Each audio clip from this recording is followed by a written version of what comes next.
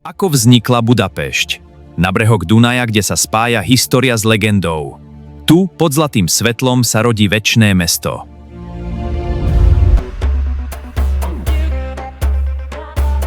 Budapešť je moderná metropola, ktorá vznikla v mnohonárodnom Uhorsku a na jej raste sa podieľali aj tisíce Slovákov, najmä robotníkov, murárov a remeselníkov. Budapešť sa dnes rada tvári ako sebavedomá maďarská metropola. Lenže keď sa pozrieš pod omietku, pod kamene, pod tehly a pod mosty, zistíš veľmi nepríjemnú vec pre všetkých, čo milujú jednoduché národné rozprávky. Budapešť nevyrástla len z maďarských rúk. Nevznikla ako hotové večné hlavné mesto jedného národa. Vznikla spojením troch miest v mnohonárodnom Uhorsku a stavali ju ľudia z rôznych kútov krajiny, vrátane Slovákov, ktorých remeselná a stavebná práca mala v Pešťbudíne reálnu stopu. O existencii slovenskej komunity v Budapešti a o známych liptovských murároch píše aj odborná literatúra. Takže dnešná otázka neznie len, kedy vznikla Budapešť. Dnešná otázka znie aj takto. Kto ju vlastne vybudoval a kto sa na nej zviezol ako na hotovom symbole. Ahoj priatelia, som Šubok a toto je môj YouTube kanál. Dnes sa pozrieme na Budapešť, ale nie ako turista s foťákom a lacným gulášom v hlave.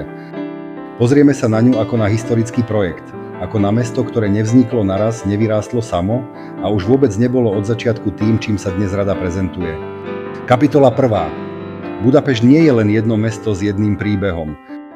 Je to výsledok starého Budína, obchodnej Pešti, rímskej Óbudy, habsburskej politiky, uhorského štátu, priemyselného rastu a práce tisícov ľudí z rôznych národností. A práve to je na tejto téme zaujímavé. Budapešť na začiatku vôbec nebola Budapešť.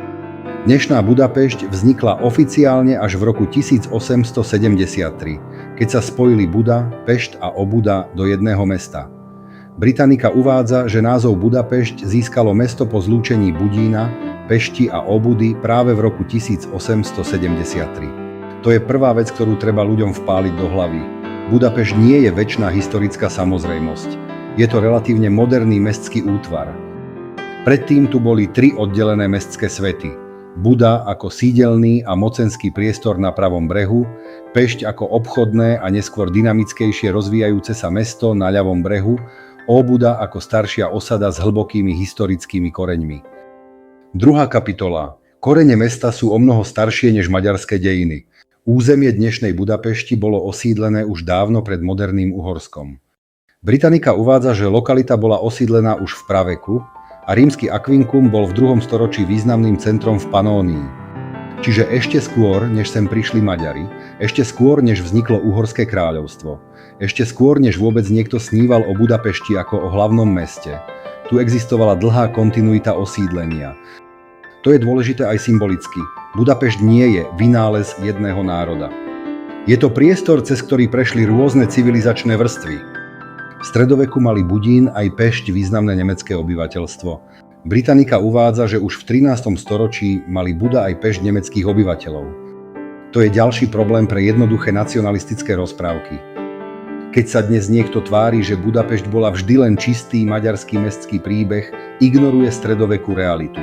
Mestá v Uhorsku boli často etnicky a jazykovo oveľa pestrejšie, než by si dnešné komentáre želali.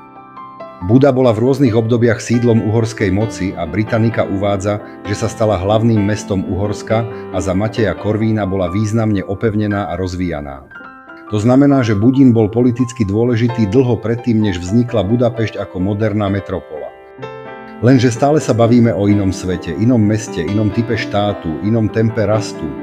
Moderná Budapešť nie je pokračovanie stredoveku 1:1. Je to nová fáza. Tretia kapitola. Budín aj širší priestor dnešnej Budapešti zasiahla osmanská expanzia a neskoršie habsburské vojny. To je dôležité, lebo mesto nešlo v dejinách len nahor. Bolo ničené, dobíjané, prestavované a znovu skladané. Čiže ani samotné mestské jadro Budapešti nevyrástlo pokojne. Je to výsledok opakovaných zlomov. Toto je úplne kľúčová kapitola. Skutočný boom Budapešti prichádza po rakúsko-uhorskom vyrovnaní v roku 1867. Po tomto roku sa Budapešť mení na moderné hlavné mesto uhorskej časti monarchie. Britannica opisuje Budapešť ako politické, správne, obchodné a priemyselné centrum krajiny.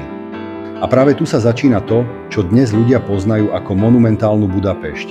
Bulváre, mosty, verejné budovy, reprezentatívna architektúra, prudký demografický rast. Čiže ak sa pýtaš, kto postavil Budapešť, tak odpoveď neleží len v stredoveku, ale najmä v 19. storočí, keď sa z nej stáva veľký stavebný projekt. 4. kapitola. A tu vstupujú do príbehu aj Slováci.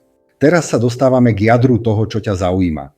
Odborný text o živote Slovákov v Budapešti medzi rokmi 1850 až 1875 pripomína, že slovenská historiografia sa dlhodobo venovala aj slovenským robotníkom v Budapešti a osobitne hovorí o slávnych liptovských murároch, ktorí začali do Pešbudína chodiť už na konci 18. storočia pracovať na stavbách. A toto je presne ten moment, ktorý vie video vystreliť. Lebo zrazu sa nebavíme len o tom, že v Budapešti žili aj Slováci. Bavíme sa o tom, že sa podieľali na fyzickej výstavbe mesta. Toto by som povedal veľmi opatrne, ale tvrdo. Budapešť nepostavili len Maďari. Stavali ju aj slovenskí murári, remeselníci a robotníci z Horného Uhorska. To je obhájiteľné, ale netreba z toho robiť vetu Budapešť postavili celú Slováci. To by bolo slabé historicky. Prečo práve slovenskí murári a robotníci? To je logická otázka, prečo práve Slováci? Lebo v severnej časti Uhorska, teda územie dnešného Slovenska, boli zdrojom pracovnej migrácie do veľkých miest monarchie. Pri stavebnom búme, aký zažila Pešťbudín a neskoršia Budapešť, bolo treba obrovské množstvo pracovných rúk. A mnohé z nich prichádzali z chudobnejších regiónov Horného Uhorska. Čiže Budapešť nevyrástla len z maďarského národného génia, ale aj z práce ľudí, ktorí často ani neboli súčasťou neskoršieho oficiálneho mestského sebamýtu. Budapešť je produkt mnohonárodného Uhorska. Toto je možno najdôležitejšia veta celého videa. Budapešť je moderné mesto, ktoré vyrástlo v mnohonárodnom Uhorsku. To znamená, že ju financovala uhorská štátna moc, reprezentovala maďarská politická elita, ale budovali ju aj ľudia z rôznych národností a regiónov. To je presne typ historickej pravdy, ktorý mnohých štve, lebo je príliš zložitý na slogan. Lebo moderné národné príbehy radi hovoria naše mesto, náš národ, náš triumf. Lenže keď rozoberieš Budapešť poctivo, tak zistíš. Korene sú staršie než moderné Maďarsko, mestá boli jazykovo zmiešané, pri stavebnom búme pracovali aj Slováci a celé to vznikalo v mnohonárodnom Uhorsku. To neberie Budapešť Maďarom, len to berie mýtu jeho pohodlnú čistotu. Lebo aj Slováci si z toho nesmú spraviť lacnú rozprávku typu vidíte, všetko sme im postavili my. To by bol presne ten istý hriech z druhej strany. Poctivá veta nie je Budapešť je slovenská. Poctivá veta je na výstavbe Budapešti mali Slováci reálny a významný podiel, ale mesto bolo výsledkom širšieho mnohonárodného a štátneho projektu. A to je historicky pevnejšie. 5. kapitola. Tak kto teda postavil Budapešť? Nie jeden národ, nie jeden mýtus, nie jedna legenda. Budapešť vznikla zo spojenia Budína, Pešti a Óbudy v roku 1873 na priestore s oveľa staršími koreňmi, vrátane rímskeho Akvinca, v rámci mnohonárodného Uhorska, s politickým vedením uhorskej elity, ale s prácou mnohých skupín vrátane slovenských murárov a robotníkov. To je presná odpoveď. Záver. Takže ako vznikla Budapešť? Nie ako večné hlavné mesto hotového národa, nie ako čistý maďarský príbeh bez cudzích rúk a nie ako jednoduchá legenda pre turistické brožúry. Budapešť je moderná metropola, ktorá vznikla spojením troch miest v roku 1873, vyrástla v mnohonárodnom Uhorsku a na jej fyzickej výstavbe sa podieľali aj slovenskí murári, remeselníci a robotníci. A presne preto je táto téma dobrá, lebo búra mýtus bez toho, aby musela klamať. Ak sa ti toto video páčilo, daj like, daj odber a zapni si zvonček, aby ti neušlo ďalšie video na tomto mojom kanáli Šubok. A teraz mi napíš dole do komentárov, akú tému chceš najbližšie. Máme ísť ďalej po Budapešti, po Uhorsku, po slovensko-maďarských dejinách, alebo rozobrať ďalší historický mýtus, ktorý sa tu roky opakuje ako hotová pravda? A určite si pozri aj moje ďalšie videá, lebo presne na túto tému nadväzujú. Ďakujem, že pozeráš môj kanál a vidíme sa pri ďalšom videu. Čaute. A sme na konci videa.